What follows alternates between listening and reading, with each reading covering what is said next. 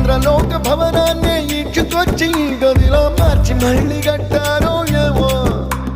మాయజాలము తెలుసు మంత్రగారడి తెలుసు రెంటి కన్న ఇది ఇంకోటేమో నీలాకాశం నేలాకొస్తే ఇట్టాగే ఉంటాదో ఏమో ఈ సంతోషం దాచాలంటే హృదయాలు ఓ వంద కావాలేమో ఇంతందంగా ఉంటుందా ఈ లోకం ఇన్నాళ్ళు ఈ మనసుకి తెలియాలేదే పాపం